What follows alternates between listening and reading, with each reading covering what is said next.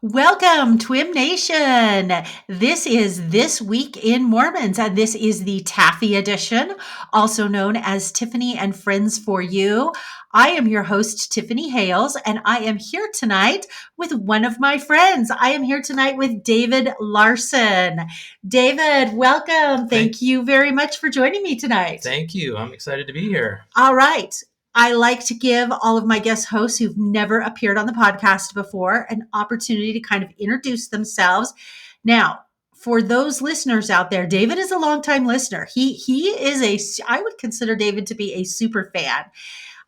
You probably listen to the podcast within the first day or so that it always comes out because you're always texting me and telling me what I got wrong, which I appreciate because it's always usually sports related because that's not my strong Well, I try to tell you what I like too. You do. Not just what you you do. got wrong. You do. So introduce yourself to our listeners, David. Yeah, I am a big fan of TWIM. I kind of discovered podcasts during the beginning of COVID where I worked all day and I'm sitting at night in front of a jigsaw puzzle. I'm like, what else is there to do? And I found podcasts and I found your podcast and it's been going strong ever since. So for several years. So I am a mechanical engineer by day. I work at Hewlett Packard and I design printers. I've been doing that for 28 years and it's been great. I've had the chance to see a lot of the world over these last 20, 25, 30 years and spent a lot of time in Asia. I have 4 kids and a wonderful wife. And kind of to get your listeners a little sense of who I am and kind of what I'm about, I got to say, I'm a big fan of acronyms, Tiffany. Big fan. Well, you know, here at TWIM, we are a big fan of acronyms. I know, and that's why I wanted to introduce myself with a little backstory on acronyms about me. So, always loved acronyms. I am sitting here waiting with bated breath. Okay, so I'll go back about 17 or 18 years. My oldest daughter has gone to her very first girls' camp. Okay, and she comes home and she has all these swag, right? Girls camp swag. Yes. Pillowcase, binder, all sorts of stuff. And they got frogs all over everything. Okay. And I'm like, it's not girls camp unless you have swag. That's right. So it's swag and it's got frogs. I'm like, what's up with the frogs? It's like, that was our theme for girls camp. Frog, fully reliant on God. And I'm like, nice. Okay. I like that. I like that acronym. My brain starts working, kicking in overdrive. We got to go over to the young women's president and I say, I love the frog. I got your next 2 all planned for you. You ready? Next year, toad. Totally obedient and dedicated, and followed up by warthog. We are really terrific, happy, obedient girls. And yeah, she didn't do them, but she wasn't as amused. She with wasn't your as amused. I tried. As... I've brought it back up over the years. They don't bite, but anyway. Well, that's unfortunate. So anyway, fast forward a few more years. Same oldest daughter has just started her mission. Okay. She's in the MTC, and this is back when emails were the thing. This is before the weekly Zoom calls. And so I'm writing her an email, and I try to send a good email every week with, news of the week and a spiritual thought. You're being a supportive dad. That's right. Okay. So spiritual thought. And for some reason, about a month into her mission, I came up with an acronym title for her spiritual thought. It just popped in my head, and it was dimwit.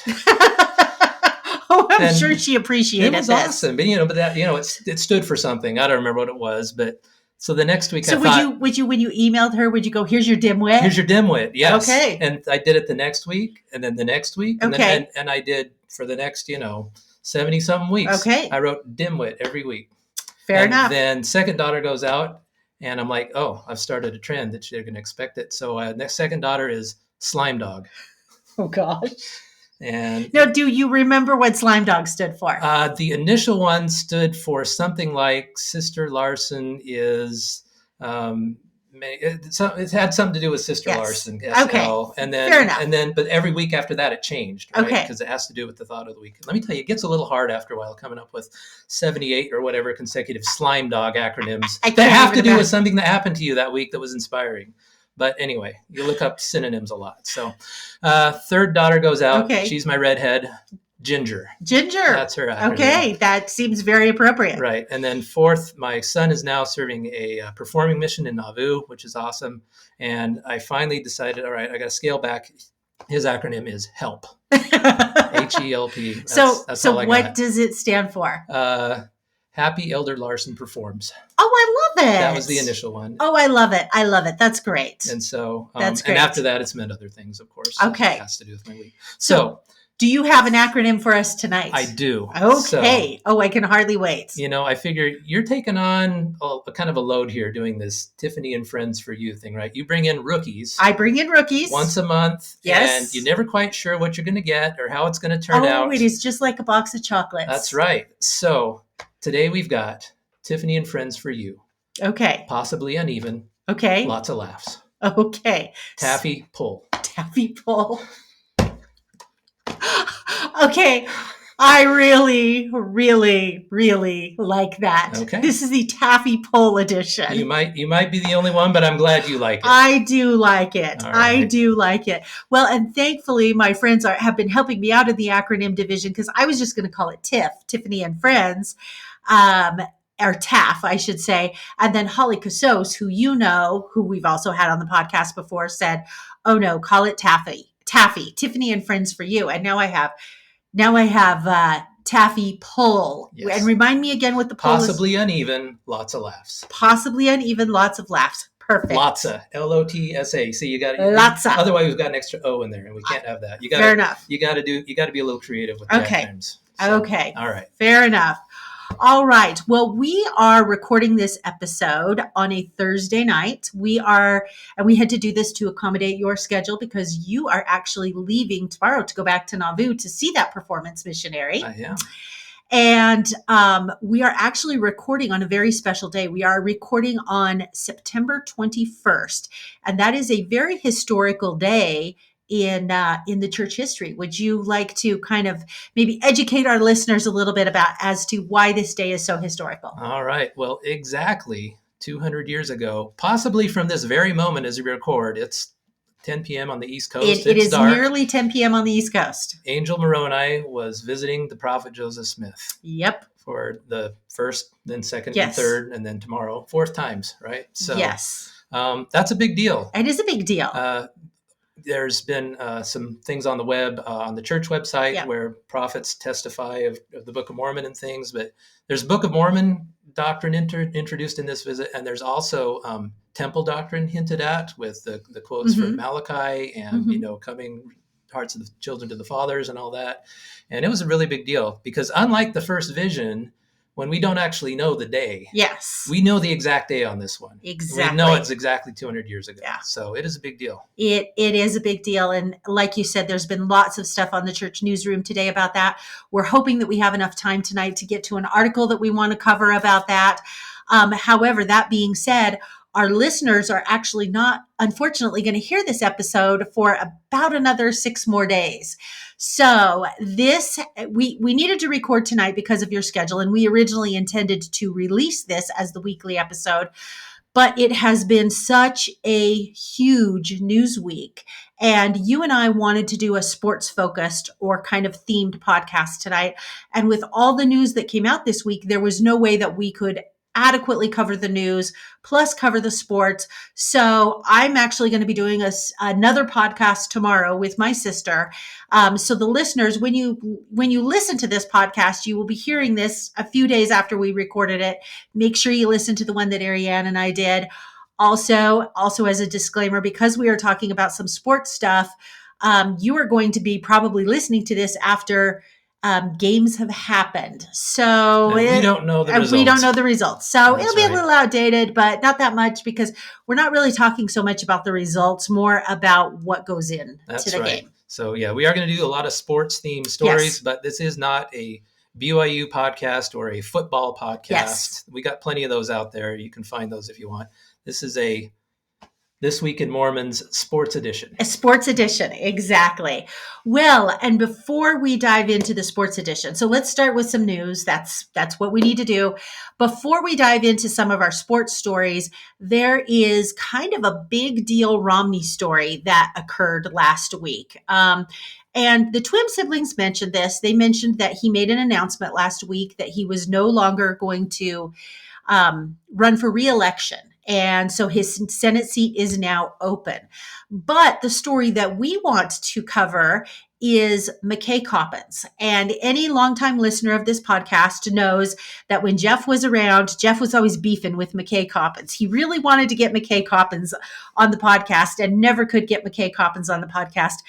I don't know. I should ask now that we are under new management if the new management has any ability to get the infamous McKay Coppins on the podcast. That But would be quite a get. Jeff felt very dissed by McKay Coppins. Well, McKay Coppins, who is a writer for the publication The Atlantic, is also writing Mitt Romney's biography, which I did not know until last week when The Atlantic published an excerpt from McKay Coppins' biography. I don't think many people knew. No. It kind of came out. They've been doing this on the sly for a couple Exactly. of years.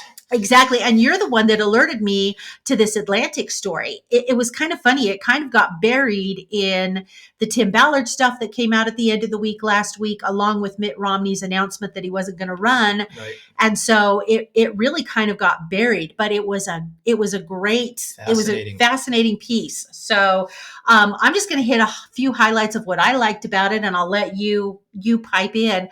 Like you just mentioned, McKay Coppins originally went to, Romney, let me backtrack here. Romney had saved all of his papers and notes and just all sorts of stuff for years and years and years, thinking he was going to write his own biography. And then he decided that he might not be able to be very objective about his life. So he decides he wants McKay Coppins to write his biography. And McKay Coppins covered him. I believe he covered him when he ran for president. Mm-hmm. And so he knew McKay, had a trust relationship with McKay. So they began speaking in the spring of 2021. So for almost 2 years, they've had this relationship where he is providing McKay material that McKay is then subsequently using to write this biography. I would say juicy material. And it was very clandestine. Like McKay, Romney's staff really didn't even know. McKay would either come to Romney's office after the staff had all gone home for the day, or more often than not, McKay went to Romney's house, his Washington, D.C. house in the evening, and would sit down and meet with him in the evening and have these lengthy conversations. So, which is an easy thing to do because, as we find in the article, he doesn't have a lot of friends in Washington, so he does not many people dropping by at night at the Mint House. Did that surprise you in the article? It really surprised me. Well, I mean, it did, but it didn't. It does at first, and then you read the article, and then it doesn't. Yeah, that's very true. Very, very true. So, and he's really living kind of this bachelor lifestyle in Washington, D.C. too, which I thought was very interesting. He and Anne had apparently originally wanted to get a really nice apartment at the Watergate. And then they were told the commute from the Watergate to the Capitol is horrific. You don't want to do that. So he ended up buying a townhome that was about a mile away from the Capitol, so the commute would be easier. Hired a professional decorator, brought it, got it all fancied up. And then Anne was like, nah, I'm not going to go to that cesspool. I'll stay in Utah. I'll see you when you come home. Yep. So McKay describes his house, and it really is just this bachelor pad. He's got a 98-inch TV in the dining room area, and he sits in a recliner in his dining room watching his 98-inch TV. With like soda in the fridge. With soda in the fridge, exactly. Takeout. So tell me, what else did you like about this article? Well, it was fascinating to me because we talked about how he's not a popular guy, and because he's basically come to the conclusion that Washington's kind of full of phonies. You need to pause. This is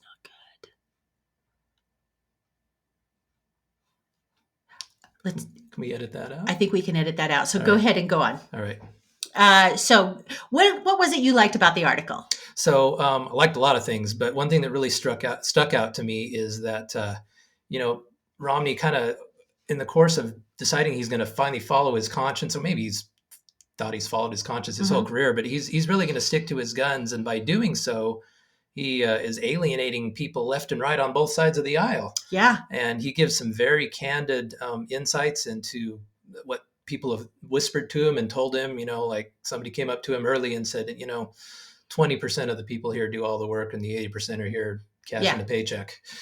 And just some interesting things like that. One of the things I really loved later on, where he decided he wasn't going to run again for Senate, but he did consider running as an independent for president. He did, which I had no idea. Right. And with the idea that he knew he wouldn't win, but what he really wanted to do, and I love this idea, he wanted to go on to be a candidate. That way he gets an invitation to the debates, and he wants to get up there in the middle of Trump and Biden and whoever it is and just say, that is the stupidest thing I've ever heard. You're stupid, and you're stupid, and you're stupid. And he can get away with it because he knows he's not going to win, and he doesn't care. Exactly. I would love to see that debate. That would have been really fun. The other thing that I found really interesting too was he was talking about how the majority of the elected officials back there, whether they're in the House of Representatives or the Senate, are so concerned about reelection. They're not so much concerned about the policies that they are enacting and the laws that they are enacting. They are concerned about not whether it's right or wrong, but if I vote how I would really like to vote, is that going to hinder my reelection ability? Yeah. And that's the first priority. First priority will it help me get reelected? Will it help me get reelected? Is it good for the country? I think was third. Exactly. And we like to think that our politicians are back there choosing things that are good for the country, not focusing on reelection, but it's just not the reality. And Romney's tales from what happened to him while he was in the Senate really reflect that.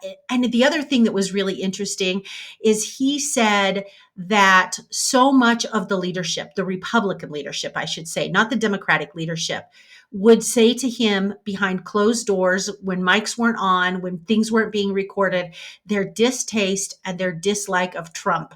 And then they would turn around and essentially kiss his butt and do whatever he asked and whatever he said. But he talked about how a lot of the leadership just really thought Trump was this buffoon, but nobody had the guts to stand up to him. And that was one of the first things he learned in Washington, because right before he went there, he wrote an essay saying, look, I'm going to call a spade, and I'm going to call balls and strikes. And I don't care what side of the aisle you're on. If you do something stupid, I'm going to call you out.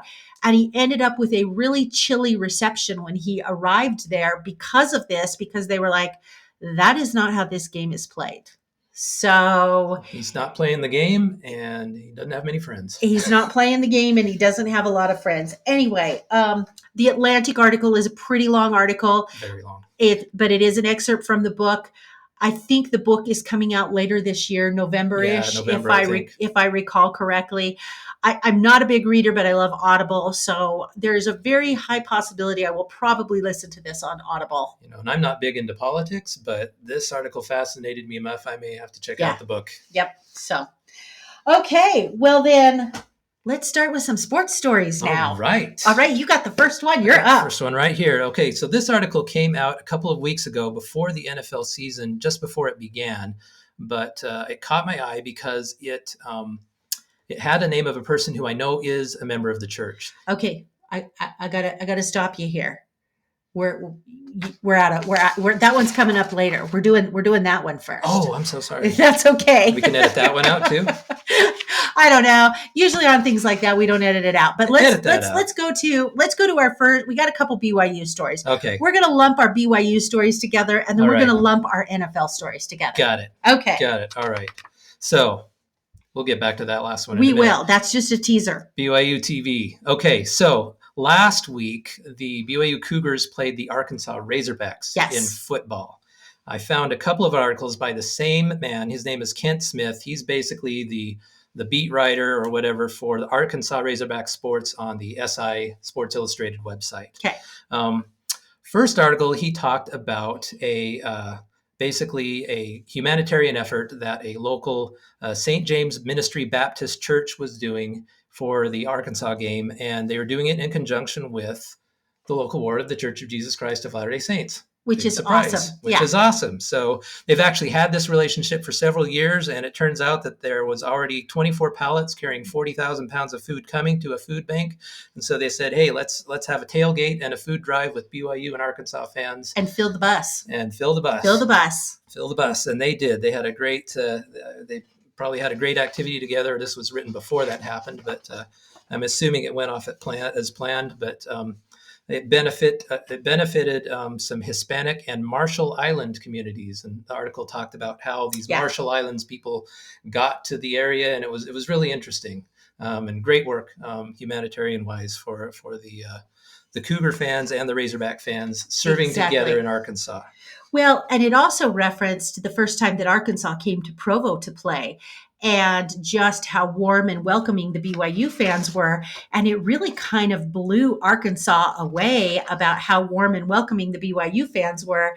And then when they're playing on Arkansas's home turf, they go there and they say, "Hey, we want to help your community." They're like, this is good old-fashioned awesome. Southern hospitality. That's right. On that same vein, we need to talk about BYU TV and what they did to endear themselves to the Arkansas fans. That's right. So the same author, just a day or so later, drew another article, again singing the praises of things BYU and church related.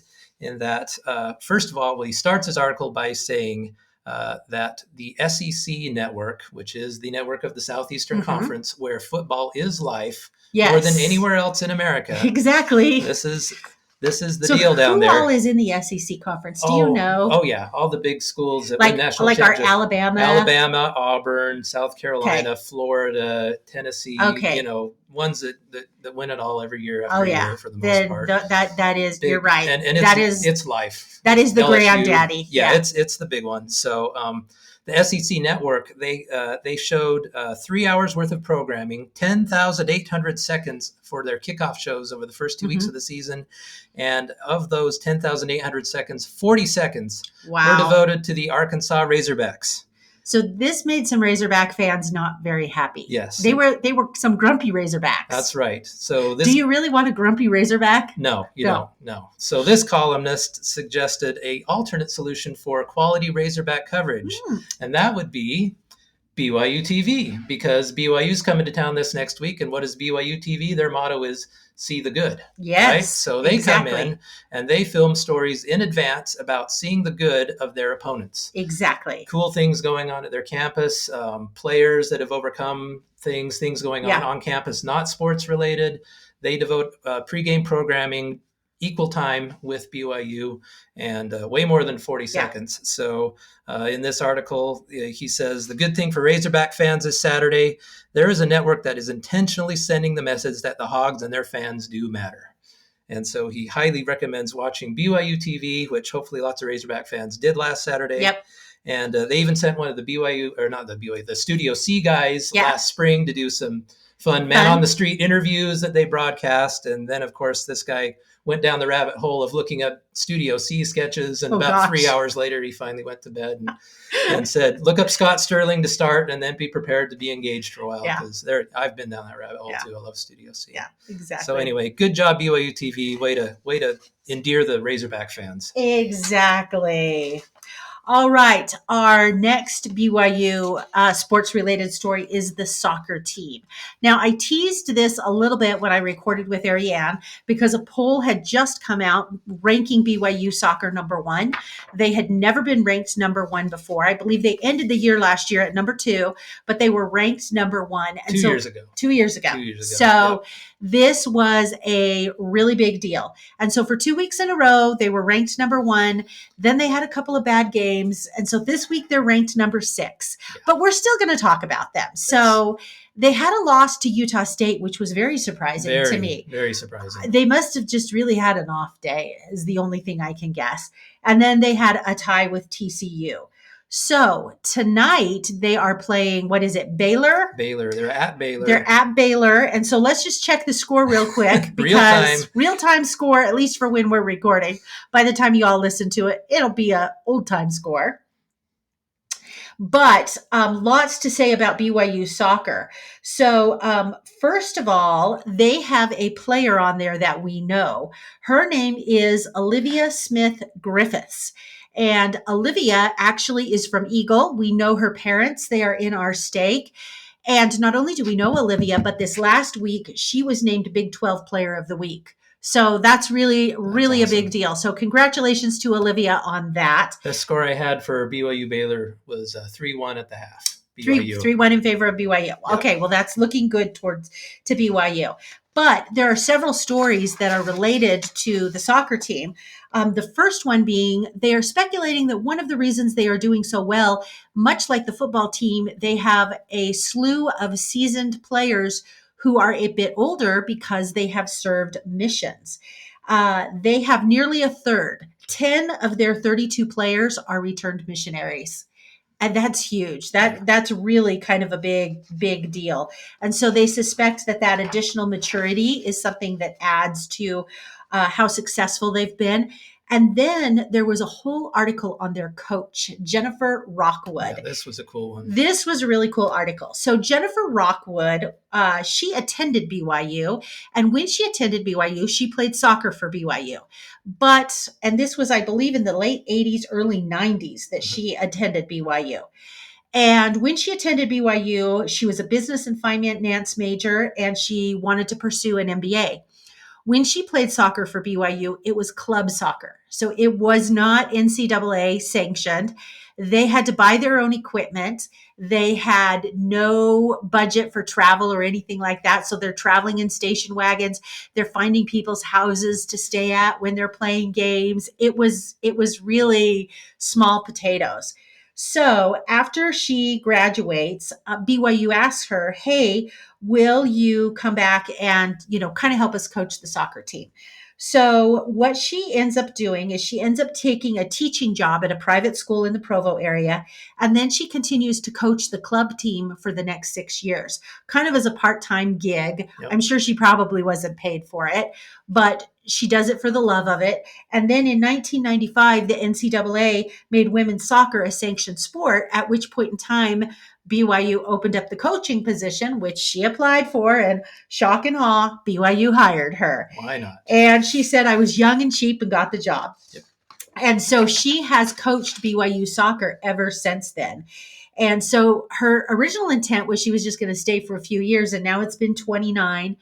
35 if you count her club years teaching. She also said in the article that she thought she'd quit when she was 50 because it's such a grind. But she's turning 57 this month, and she's still there. She's still there coaching, obviously having a great time. The article also talks about the field at BYU where they play. Yeah. And apparently it is like the top ranked field in the country for soccer fans, and where you want to go to watch women's soccer. They get an incredible turnout. Yep. The turf is really good. In fact, the United States men's national soccer team uses their field to practice on because the turf is so good. Their September 2015, they had 5,620 fans who attended a match between BYU and Utah, their big rivalry. And so they lead the nation in home attendance, which is great. They say that part of that is not only because of the field and the environment, but a lot of the women on this team are homegrown. Yeah. There's a bunch of them that are from Utah. Utah has a really strong soccer program. They obviously are seeking to recruit members of the church because of the honor code. And a lot of people don't necessarily want to play at a school that has an honor code. BYU does. A member of the Church of Jesus Christ of Latter-day Saints is probably not going to think twice about the honor code. But of the 32 players that they have on their roster this year, 22 of them are from Utah, and 14 of them are from Utah Valley. Right. So again, another reason why they get such a great turnout at their games is these people, the fans are going to show their support to these girls that they've probably grown up with watching soccer, playing soccer. And I would also suspect that a number of these girls probably played each other growing up and were rivals at one point, and now they're teammates. And to me, that statistic says a lot, because I grew up in Utah and I played soccer actually, and I love it. So I kind of followed them over the years a little bit. That's amazing because, yes, Utah has a strong youth soccer program, but so do lots of other places in America. That's very true. And so taking that many local girls and keeping them at a high level nationally, very relevant nationally, multiple Sweet 16s, the final a couple of years ago, deep into the tournament, year after year after year, that's a combination of talent and really good coaching. Yeah. Because like I say, there's lots of really good soccer talent all over the country. Yeah. And to get that local of a group and turn it into quality results year after year, to me, that's good coaching. Is amazing. That's great coaching. And that brings me to one last thing that the article talked about. Their coach, Jennifer Rockwood, has gotten multiple offers to leave BYU and go to other soccer programs. And she said, "Nope, I like it here. I want to stay. She's our Lavelle of this century. She is our Lavelle. I was thinking the same thing. In fact, they were saying that eventually they need to name this soccer field after her. And honestly, they really do. They're going to have It's to. going to happen. Kind of like the Lavelle Edwards Stadium. That's right. All right. Now we're going to move on to the NFL. I get my NFL. All you right. get your NFL. I told you, possibly uneven. Okay. All right. Here we go. So this is a story that caught my eye because, as I was about to say the first time, the name I recognized as a person I know to be a member of the church. It does not mention the church in the article. It doesn't. Once, but I know he's a member of the church from past experience. So this man's name is Darrell Bevel. So from reading past articles about him, is that how you know he's a member? Well, honestly, I remember him when he was in college. Oh, okay. It was a thing. So little backstory. He started out at junior college in Arizona, went on a mission. By the time he got back from his mission, his junior college coach had moved on to the University of Wisconsin. He got on there and became their starting quarterback. And I remember from when I was, he's about my age, so I've been in college at the same time. And it was kind of a big deal that, here's a quarterback of a Big Ten school that's a return missionary, and they're going to the Rose Bowl. Yeah. And they won. So I remember his name from that. So, so he was a really good college quarterback. Apparently not quite good enough to get into the pros. He didn't play pro ball, but very smart football mind. He got hired by colleges, and by 2000, just a few years after graduation, he got an offer to coach in the pros. Wow. And he's been in the pros ever since. Okay. Either as a quarterback's coach or an offensive coordinator. And say his name again. His name is Darrell Bevel. Okay, perfect. Because I think I cut you off when you were saying it. No problem. So, Brother Bevel. Brother Bevel. He now coaches for the Miami Dolphins. This article is from Yahoo Sports, written by Jory Epstein, who's one of their senior NFL writers. And it's about a coach who had some unusual circumstances this summer. In the middle of the summer, he noticed his vision in one of his eyes starting to go bad. He couldn't see. He went and got to a doctor and got diagnosed with a detached retina. Oh. Right as training camp's about to start. That's a bad time to go down. That is not a good time to go down. Coach. Yes. So he got the surgery, and the surgery involves poking needles in your eye and reattaching the retina. And then they put a bubble of air in your eye to keep pressing up on the retina to keep it in place. Which I thought was crazy when I read the story. And then you're supposed to basically lay on your stomach for a week. Yeah, face down. They want you face down. 90% of the time for a week. And so the article describes him. There's a player meeting going on, and all of a sudden this voice from the heavens comes above giving feedback to the quarterbacks, and it's Darrell Bevel laying on his bed at home, face down into his pillow, looking down at an iPad where he's watching practice footage, and I got a headset on giving him directions on what they're going to do. Now, there's two things I loved about this article. It's the human interest story of good things Darrell Bevel's doing, and he's in his second year with the Dolphins. Last year, they made a huge jump in offensive performance with their quarterback and their offensive scoring. So far in the year, as we record, they're 2-0. They're doing well. The thing that I really loved about the story is what it didn't say. Okay. Because if you, like Tiffany, are hearing the name Darrell Bevel for the first time tonight, possibly. I am. I've never heard of him before. Before I read this article, and I was like, I don't know why David wants to talk about this. So if you don't know about him, you don't know his backstory. But I'm sure there are some listeners that followed the NFL for many years. And when you say the name Darrell Bevel to people that follow the NFL a lot, they will think of the 2014 season, the 2015 Super Bowl, where his team, the Seattle Seahawks, were on the 1-yard line in the last minute of the game, had to have a touchdown to win because they were behind by 4. And the running back had been killing it all day.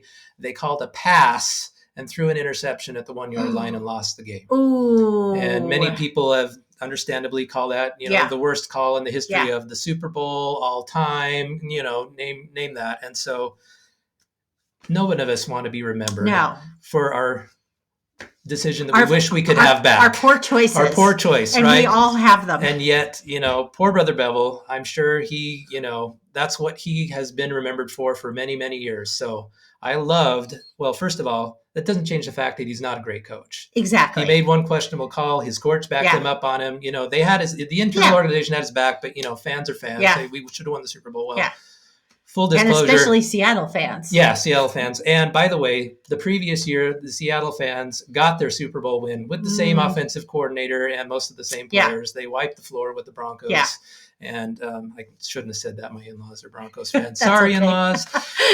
But no, they killed the Broncos in the Super Bowl. So they had a Super Bowl ring with Darrell Bevell calling plays. Could have had two, but it was one. But the article 7-8 years later has moved on from that, did not bring that up. So Good. I was very glad of that, because I'm sure the senior NFL writer from Yahoo Sports knows the history and has now passed the point where we don't have to bring that up about what Darrell Bevell did in the past. He's doing great stuff now. Great job. Exactly. Well, and I was really impressed just the turnaround that he made in the Miami Dolphins in 1 year. When I was reading the article, I was like, he must be an incredible coach. Yeah. So, all right. Okay. Well, then we're going to move on to our next NFL story. Speaking of quarterbacks that need good coaching. Because I do have to say, when I was reading the article about Brother Bevell, I was like, can we get him up to the Jets? So that brings us to little old Zachy Wilson. Poor Zach. Former BYU quarterback. So, as many of you know, he spent 2 very tumultuous years in the NFL. He's going into his 3rd year. And so the Jets decided to bring on Aaron Rodgers, veteran quarterback. And so they bring him onto the Jets with the thinking being that he could be a mentor for a year or two to Zach Wilson, because they still have a lot of faith in Zach Wilson and in his talent. And so they wanted him to be a mentor for Zach for a couple of years, so that as Zach was kind of getting his feet wet in the NFL. And they want to win now. Because they've got a really good defense. They've got a lot of talent on the team, but they weren't getting it done at quarterback. Sorry, exactly. Zach, wasn't happening. So tell our listeners, if they haven't heard, what happened to Aaron Rodgers. Yeah, so Aaron Rodgers goes in, first game, Monday Night Football. Everybody's hyped up, and on literally the 4th play of the season, he goes down, snaps his Achilles, and there he goes. And here comes Zach Wilson back onto the field. Now, they did manage to pull out the game. They did. The first game, largely thanks to people other than Zach Wilson. And that was the Buffalo Bills. The Buffalo Bills, who was a good team. They did just enough to win. They went on a punt return at the very end, in overtime, I think. Yeah, They went to overtime. I watched that. But last week, they played the Cowboys, a really good team, and they got crushed. And Zach Wilson did not do well. That was kind of expected that they would get crushed. Yeah. So many quarterbacks will get crushed by the Cowboys defense this year. Exactly. But the jury's out on Zach Wilson. We'll see. We hope he does better, but the sit on the bench, rejuvenate, learn from the experience of a veteran is not going to happen. So and he does say in the article, he said he's absolutely a better quarterback thanks to Aaron Rodgers' mentorship. And he said, I feel like I've been trying to copy every little thing he's doing, from footwork to the coaching tips he has given us. He's done an amazing job, more than we could ask for as quarterbacks. So I'm pretty sure, even though Aaron Rodgers is out with this Achilles tear, that, he probably has Zach Wilson on speed dial, they're probably talking a lot. Oh, I'm sure he's going to be on the sidelines. Exactly. So we will have to watch that and see how things go for Brother Wilson. Yes. All right. Next, we are to mission trips. Or not mission trips. Okay. All right. So this one also is a little bit older, came out a few weeks ago. It did. It actually came out about a month ago. And I pulled this knowing that we were going to do this podcast because it's somewhat of a timely story still, even though it's not as fresh as it was 30 days ago. Right. So there's 2 places you can find out about this. There's an article from the Deseret News called Canceling Mission Trips from the 17th of August. That was done by Tad Walsh, who's a longtime church reporter on their staff. And he talks about how the associate athletic director at BYU put out a posting, and that posting is at BYUCougars.com, talking about mission trips and other vernacular that they really wish the broadcasters and the media wouldn't use when describing what our BYU and other players that go out on missions for different universities do for 2 years. They do want... Now, explain to us why they are not comfortable with the vernacular of the term mission trip that a sportscaster so freely throws around. So mission trip is actually a term used by other churches to describe different kinds of missions. Like the Catholic Church, they go on mission trips of more of usually a shorter duration, and maybe a slightly different purpose. So it's not quite the exact phrasing that they want us to use. They recommend that they use terms such as serving a mission, full-time mission, 2-year mission, missionary service, Latter-day Saint mission, and a mission for the Church of Jesus Christ of Latter-day Saints. So they give the broadcasters multiple things to choose from. Multiple choices. Just not mission trips. Mormon missions or LDS missions. Because, Mormon and LDS are kind of on the outs too. Yeah. Right. So why now? Well, I actually had my theory on this, and then I clicked on the BYU Cougars, and my theory was confirmed. Okay. It is because this year, BYU is making a lot of new long-term friends in the Big 12 Conference. And it's a great opportunity because, every conference, every school has their own sports media department. They got their play-by-play caller. They got their beat writers. They got the internal university people. They want to get in on the ground floor and set the terminology correct to begin with, because for the last 12, 13 years, they've been playing with all the same schools. Well, for the last 12, 13 years, they've been playing all over the place because they've been independents. Yeah. Right? They've been playing, with the few exceptions, nobody consistently, right? Now they're playing everybody consistently in the Big 12. And so they're like, we're going to be seeing these guys year after year after year now. We want to get the terminology right. Let's start right now. I like that theory. I had not thought of that at all, but that makes a ton of sense why they would want to put that out there. Well, if you go to the BYU Cougars article, it says, in an effort to help our new friends in the Big 12 Conference, media members and others understand a bit more about missions, we hope the following is helpful. And then all that stuff. Awesome. So that is why. Okay. All right. So don't call it a mission trip, folks. Don't. Call it a full-time mission, 2-year mission for the Church of Jesus Christ of Latter-day Saints. That's right. All of which are perfect. And who's back?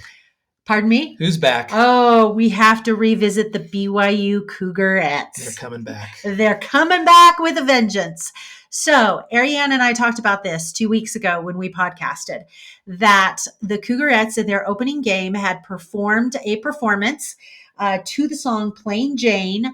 There was a lot of they got complaints after they performed.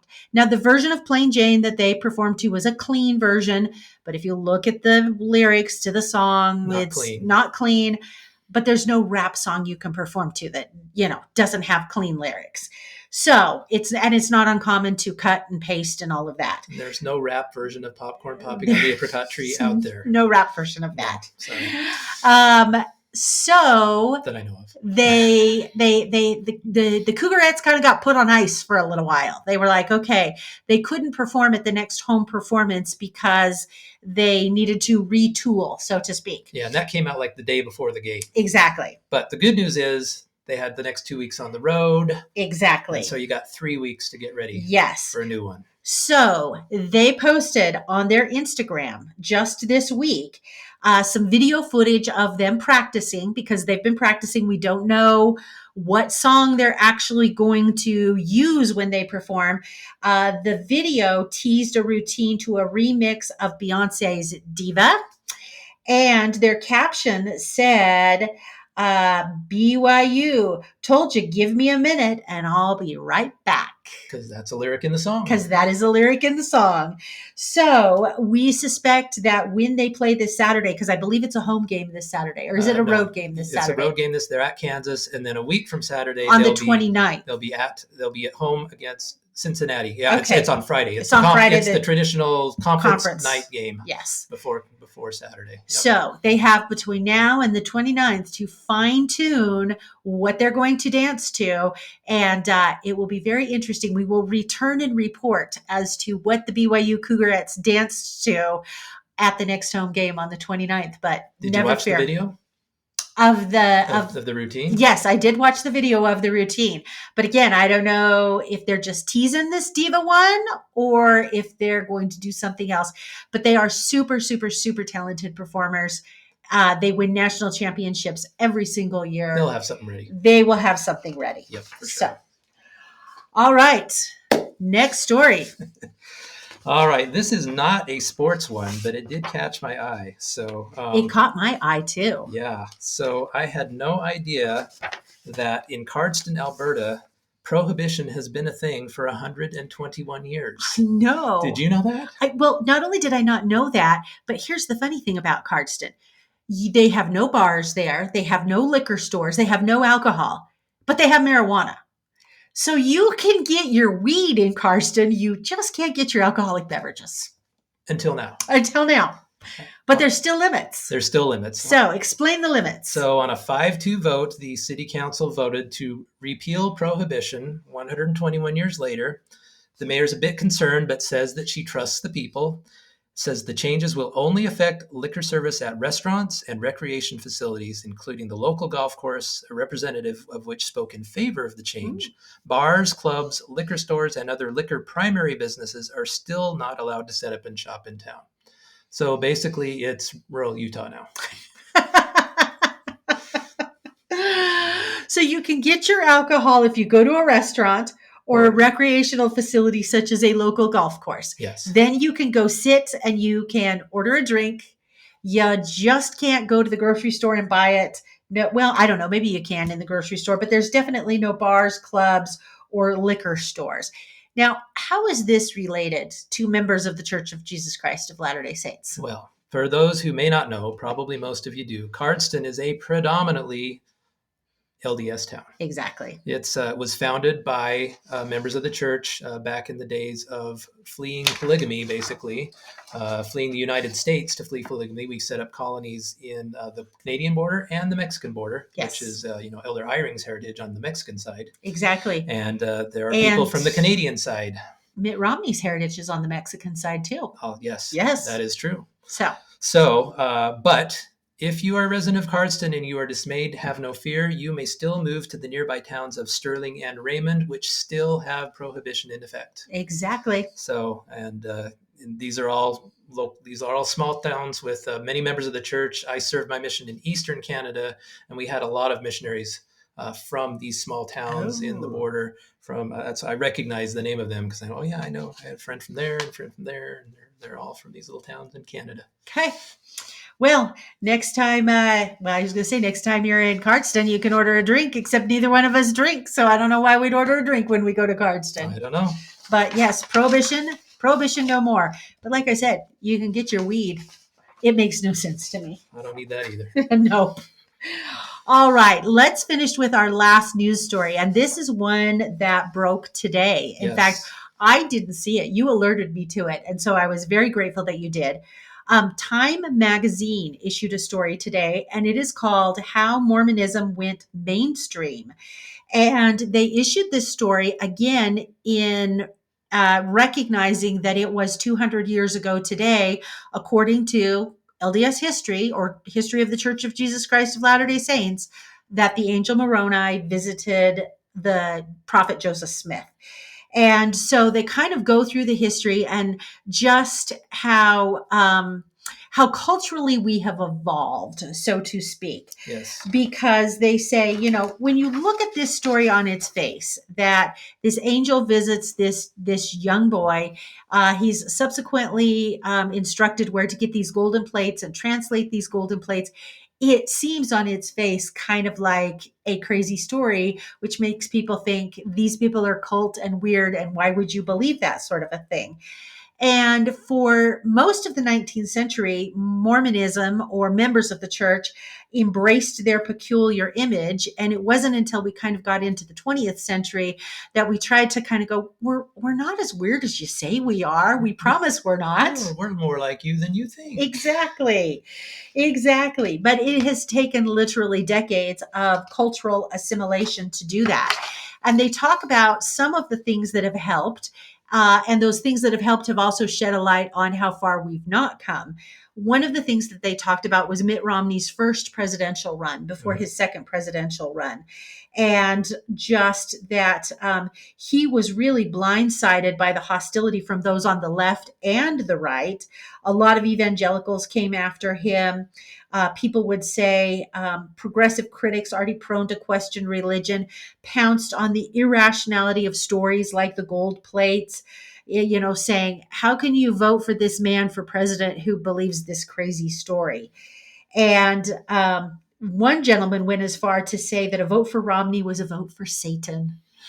Although there may be people today that believe that for entirely different Yeah, reasons. maybe. Yeah, Anyway, the 2008 campaign was was not kind. rough. It was rough, Yes. but He rises from the ashes for 2012. yeah. And David, tell us what happens in Well, 2012. that's what they kind of call the Mormon moment, right? Yes. When he's in the forefront, and suddenly he's getting along a little better with the evangelicals. They're kind of grudgingly saying, "Well, they're a theological cult, but not a sociological cult, right?" So it's probably okay. You can vote for him. So uh, that is, you know, Yeah, that's kind of the way it was going. And also at that time, that's when the Book of Mormon musical was coming out, and the exactly. church PR department was brilliant in the way they put advertisements for the real Book of Mormon in the playbill, Exactly. and wound up getting good press despite Hmm. the content of that play. And And the I'm a Mormon I'm a campaign, who can Mormon, forget and Meet the that? Mormons movie, and all Exactly. that stuff.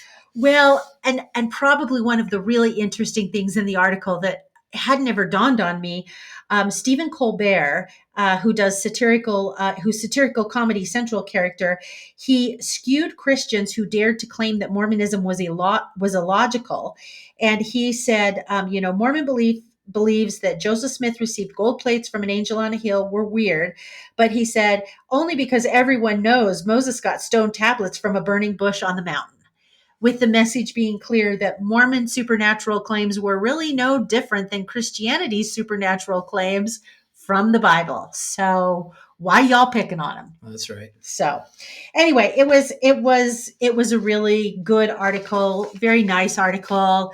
Very I found it an interesting article because I looked up a little bit about the author, Benjamin uh-huh. Park. He is a member of the church. Oh, And okay. as far as I can tell, he's still an active member of the church. He participates in places like By Common Consent Mm-hmm. online.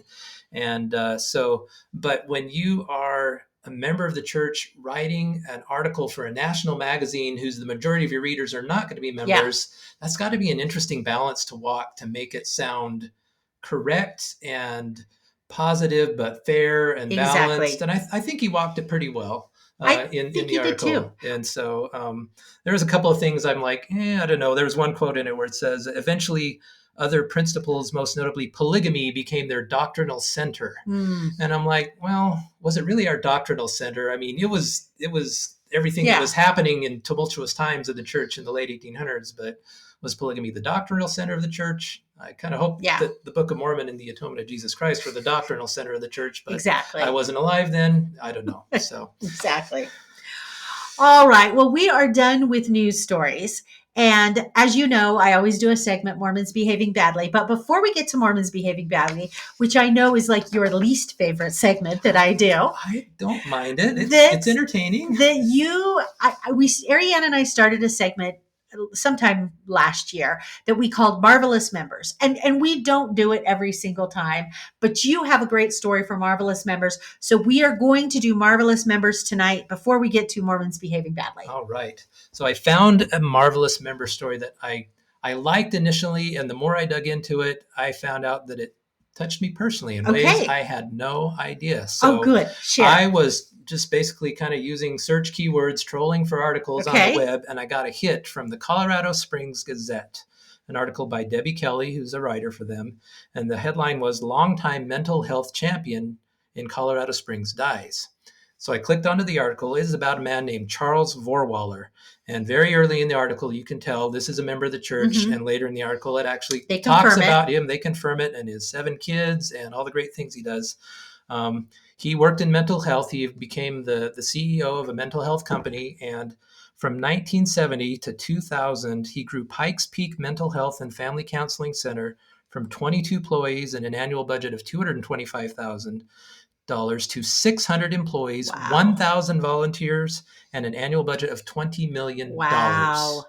And provided a lot of mental health. A lot of mental health. And so the reason I first got interested in this article was I wanted to read about him, but the Colorado Springs was a thing because that's where my in-laws are from. My wife grew up there. Okay. And so I read the article and said a lot about things. I'll tell you a little more about him in a minute, but then I sent a quick text to my father-in-law. I said, hey, do you know Charles Vorwaller? And I sent him to the article, and he said, We knew him really well, and so does your wife. And I'm like, okay. Oh, so then So you had to go have a then conversation with Tracy. yeah, I had to go have a conversation with my wife. So anyway, I'll tell you about how that Okay. turned out here in a minute. But it talks about it's kind of evenly split 50-50 about the great things he did as a professional and as a father Okay. and a family man. Because he passed away. He passed away. That's why Yep. we're talking Yep. about him. He passed away. He'd moved actually to Utah a few years ago in declining health to be, I think, close to some children. But he was basically he did all his stuff in Colorado Springs. So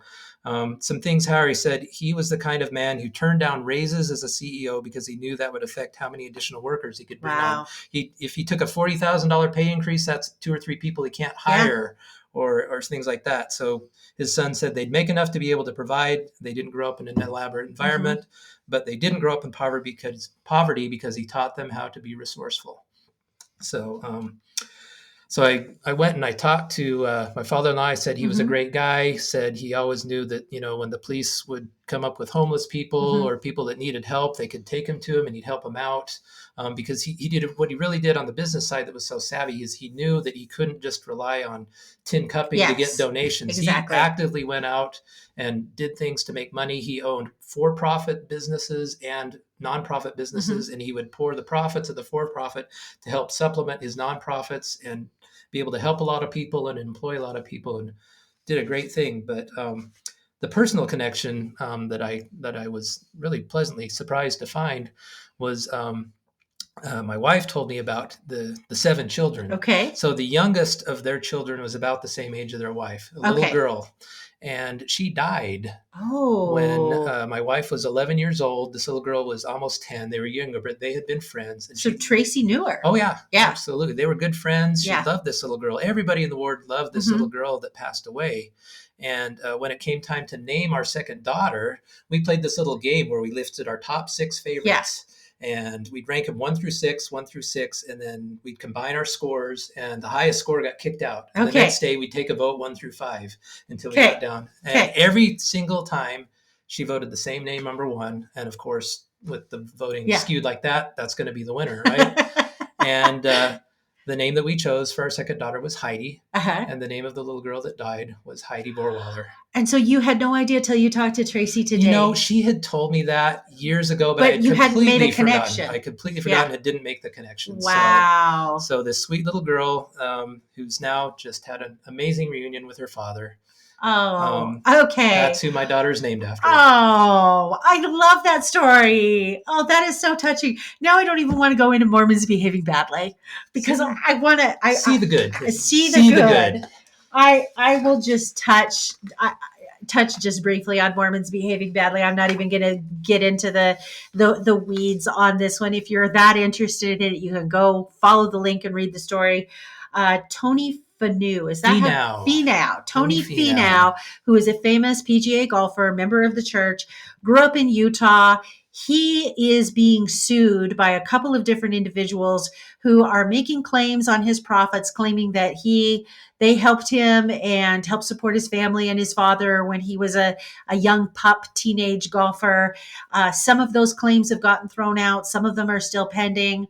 It's just kind of for a law nerd like me, it was an interesting article. Yeah, it's really kind of sad because Tony Finau, by all accounts, is a great guy. Yes. He is an active member of the church. They take informal internal polls inside the PGA, and last year he was voted the nicest person on the PGA Tour. Yeah. In addition to being a top 20 golfer in the world. So I think what it looks like what's happening here is there were some people that did help financially back him when they were young with some legal contracts and promises that if one of them hits it big, we want a return on our investment. And for whatever reason, the return isn't happening the way it should. And I hope they can sort it out in a way that doesn't get too messy. Because I think I don't think there's any real true bad guys here. I think there's probably just some legal shenanigans going on. And I hope everybody gets what they really deserve. And well, I can tell you one thing. The lawyers are getting the lawyers are getting their paycheck.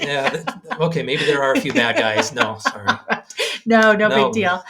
Okay, well, let's move on to favorite things. I'm going to let you start first with your favorite things. And then I will move on to my favorite thing. All right. I have two favorite things real quick. Good. I love a twofer. All right. So I need, again, a little bit of backstory. I got a lot of backstory stuff tonight. Sorry. That's okay. But it puts it in context. So a few weeks ago, we took a trip, not a mission trip. We took a road trip to the Midwest to visit where my daughter served her mission in Kansas. Okay. My daughter was a COVID missionary. She found herself in the MTC when COVID hit, all ready to go to Estonia. And a week later, she is in quarantine in Kansas. And never quite made it to Estonia. Never made it to Estonia. The sisters, the group before her was already in Estonia. They didn't come home. Mm-hmm. The group after her had enough time left on their mission. They all went to Europe to the Baltic mission. Her group, the elders, had a year left. They made it to Estonia. These poor 2 or 3 little sisters in her group. And that was heartbreaking. Didn't make it to their country that they were called to. They were in Kansas. Kansas is a great place, but if you have to have a shirt that say Kansas, it's not that bad. Okay. Yeah. So my favorite thing, we were visiting a member there that she had served with, and they'd given weekly Zoom lessons to him. He was the bishop of the ward, nice family. And he said some great things about my daughter and how he'd influenced his younger girls and how it made him want to become missionaries someday. And it was really sweet to hear it. And at the end, he mentioned that he's also a YA fantasy author. And we talked about that a couple weeks ago, right? We did. I listened to it. Yes. Ariane and I talked about the New York Times article on YA fantasy, on YA young adult authors. Here is another one. And I thought, he said such nice things. I'm gonna go check out some of his books. Okay. So I have got them. He's on Amazon. His name is Adam J. Mangum. Okay. He is a bishop of a ward in the Wichita, Kansas area. Very nice man. And I've read a couple of his books in they're called the Malsman Lake series. This is for kind of younger YA. If people are familiar with like Brandon Mole and Fablehaven books, it's kind of in that vein. Younger kid protagonists, very clean, very fun. I'm enjoying them. So I give a recommend to author Adam J. Mangum. You can find his books on Amazon. Okay. All right. Now my second thing. Okay. Road to Carthage, Joseph Smith Papers podcast. Oh. Yes. So if you listened to any of the Joseph Smith Papers podcasts. I have not listened to any of the Joseph Smith Papers podcasts. There's been several on the Nauvoo Temple, things that happened in Missouri. All right. This last one probably is on Carthage. Okay. And the first 6. Oh, I bet that's really good. It's really good. It's really good. So you can find them. We'll put up a link to the website, and from there you get them from, Spotify, Apple, everywhere you get podcasts, right? The first 6 are in the standard format of kind of historical little snippets and interviews explaining what happened. The last 2 are the gems, because the 7th one is an interview with Elder Ballard, who, as we know, is a direct descendant of Hiram Smith. And he talks about the impact of the martyrdom on the actual descendants of the people in that family. And that's got to be fascinating. And how it affects them personally, on a personal level, right? Wow. It talks about, Joseph F. Smith going into the Carthage jail and just burying his head in his hands, crying. It's really touching. That's a shorter one. Episode 8, Elder Oakes and Rick Turley talk about the legal aspects of everything that went down that led up to the martyrdom, and then also the trial, about which Elder Oakes wrote a book, and he talks about how he went in and found the records. It's fascinating. The legal nerd in me wants Episode 8 is for you. Okay. You will love it. I will love it. And everybody will love it. It's great. Okay. Highly recommend Joseph Smith Papers podcast, Road to Carthage. Okay. My favorite thing tonight, I brought it for those of you who are watching on video. If you're not watching on video, I will describe it to you. This is a piece of plastic here, as you can see. I can see David's looking at this piece of plastic it's like a chip clip for the Jolly Green Giant, or what is it? Okay, so this piece of plastic is called a shoe slot. A shoe slot. And so the way that this works is it works so you can use this plastic thing and the height of it is adjustable depending on how high your shoes are. So you can use this to double stack your shoes. So rather than on your shelf, you have one shoe side by side, what you can do is you can stack them on top of each other. So you have one shoe that goes in here, and then you have another shoe that goes here, and it's got a little lip so that it doesn't fall off. So I bought these and I redid I've got shelves in my closet for my shoes. Oh my gosh, my shoe shelves look so pretty now. You gonna post a photo? Oh, I am going to. Ariane does all of our posting on Twim Sisters. I have already sent her a photo of my closet because it was so pretty with the shoe thingies. And so I am going to tell her to post it on the Twim Sisters Instagram. I purchased 40 of them because I have a lot of shoes. And that didn't even cover all my shoes, but it covered everything that I primarily needed. How much do these set one back? Okay, so each of these was about 30. So it was $30 for 20 of them. So for about $60, I got the 40 shoe things. My closet looks so organized now. I'm able to kind of fit all of my shoes in, and you can buy them in smaller quantities. They have them on Amazon. You can buy them for, you can buy like 12 of them or packs of 20, or, they come in various quantities. But I really, really have liked this. Nice. And it's just been kind of a fun thing to get my shoes all organized. My husband accused me. He's like, "Oh, you just got these so you could justify buying more shoes." And I'm like, "No, I want all my shoes out on the shelf. I don't want some up high, some in baskets." And he's like, "No, you bought this to justify buying more shoes." I'm going to follow up with him on that. I'm going to plead the fifth. All right.